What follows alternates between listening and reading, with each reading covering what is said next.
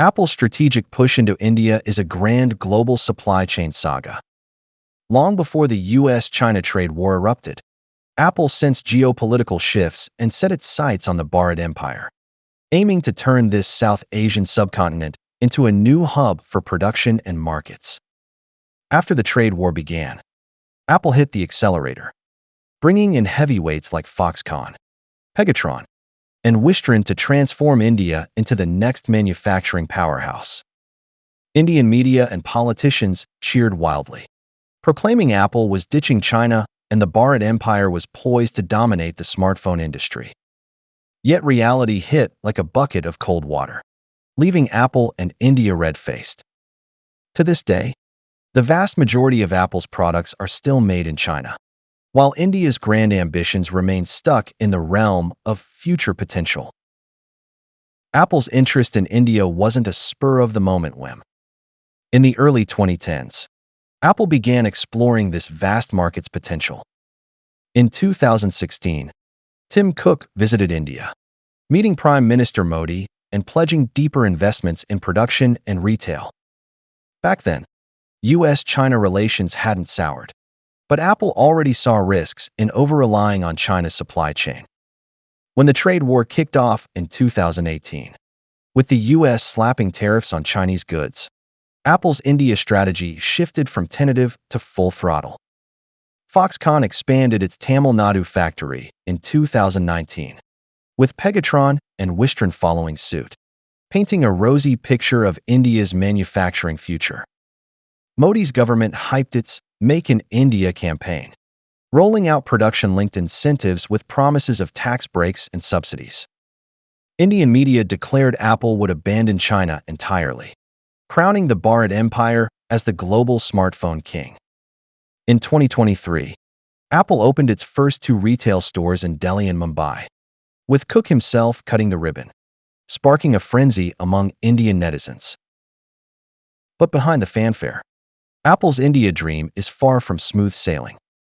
In 2024, India assembled 20% of global iPhone output, a seemingly impressive feat, but it pales next to China's 95% share.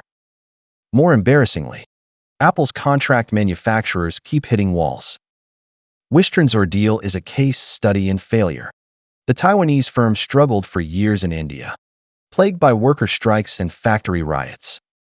In 2020, its Bangalore plant was trashed by furious employees, and Wistron finally sold its India operations to the Tata Group for a measly $125 million, slinking away in defeat. Foxconn isn't faring much better. Despite its Tamil Nadu plant being Apple's largest in India, production efficiency and quality control issues persist. In 2024, Foxconn announced new investments in Hunan, China, to expand iPhone lines, a silent slap to India's manufacturing hopes. Pegatron's no better off, with its Indian factories posting far lower yield rates than China's, forcing Apple to shift some high-end models back to Chinese production. The Bharat Empire's reputation as a foreign investment graveyard has been proven yet again. Apple's struggles in India stem from the country's inherent manufacturing weaknesses. First, there's the yield rate problem. In 2024, Indian factories averaged an 85% yield for iPhones, well below China's 98%.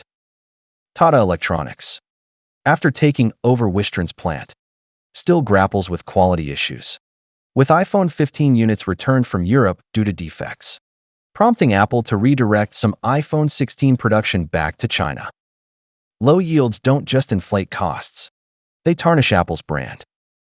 Second, infrastructure is a nightmare, with logistics costs several times higher than China's.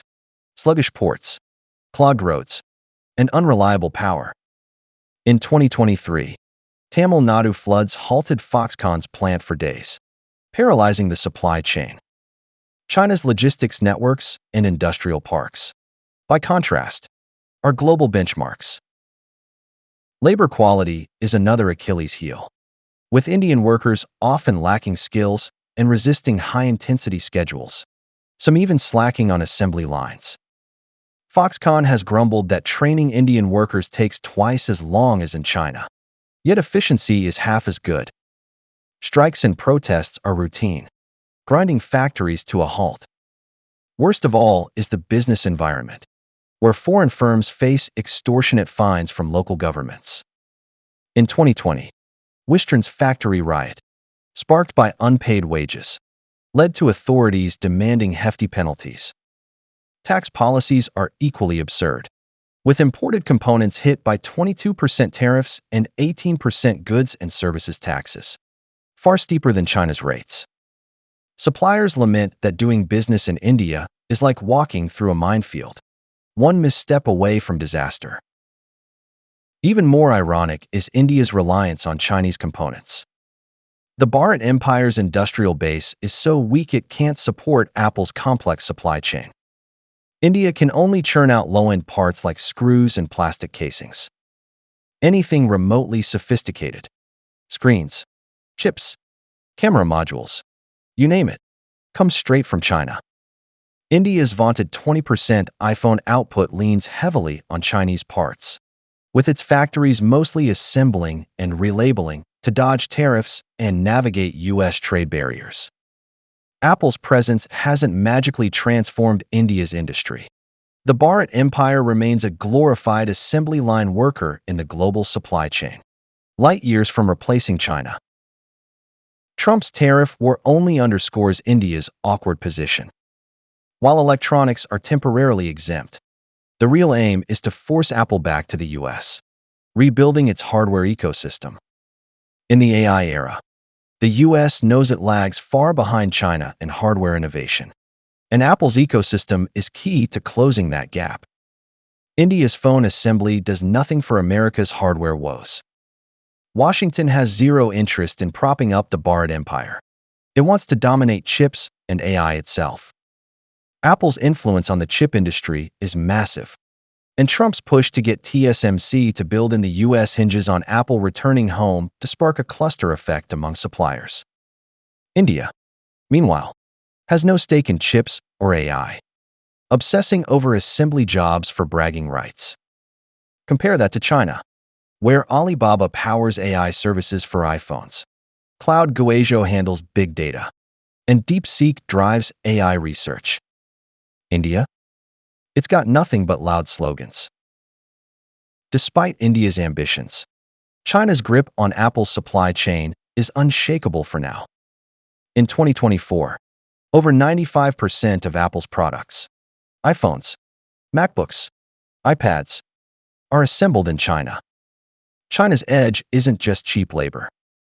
Its supply chain is unmatched, with every component, from chips to screens to batteries, available in the Pearl or Yangtze River deltas.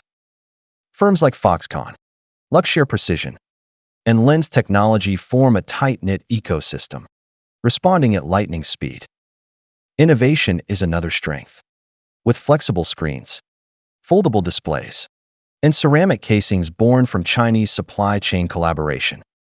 Many of Apple's designs rely on Chinese engineers to make them reality, like the iPhone's laser welding, which depends on Chinese precision tools. Then there's scale.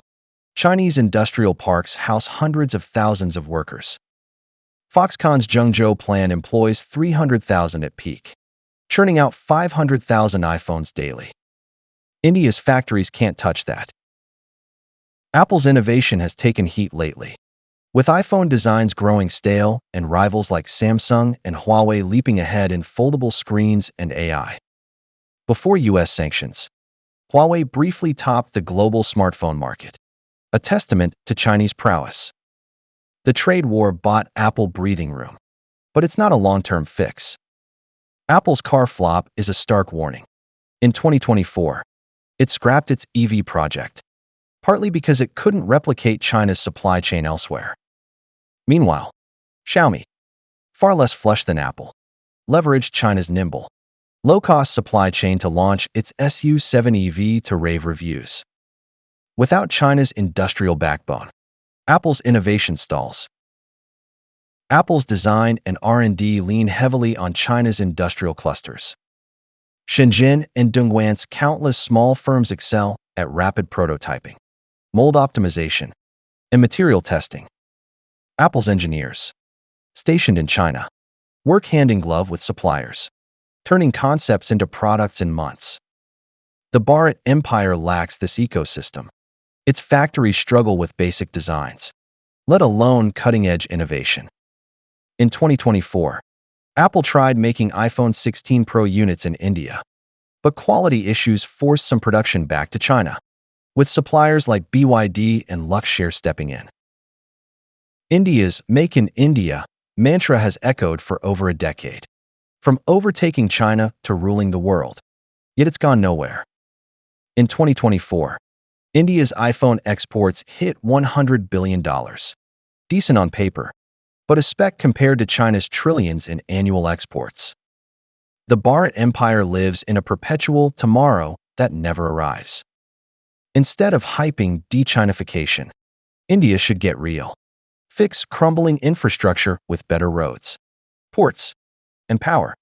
Boost education to train skilled workers. Clean up its corrupt, punitive business climate. That's how you build a manufacturing powerhouse. Instead, India's politicians and media churn out soundbites like Bharat Empire rising, now global punchlines. In 2025, the US's 26% tariffs on Indian exports could kneecap Apple's India plans. Apple faces a grim choice: hike prices and lose market share, or eat thinner margins. The Bharat Empire's dreams of glory might be deferred another decade. Apple's India gambit is a bold but faltering experiment, hamstrung by low yields, shoddy infrastructure, hostile business conditions, and reliance on Chinese parts. China remains Apple's lifeline, its supply chain efficiency, innovation, and ecosystem unmatched. Apple's future hinges on balancing India, China, and mounting U.S. pressure. If the Bharat Empire wants to shed its investment graveyard label, it needs less bluster and more action. Until then, Apple's India dream will stay trapped in Modi's speeches and media headlines, far from reality.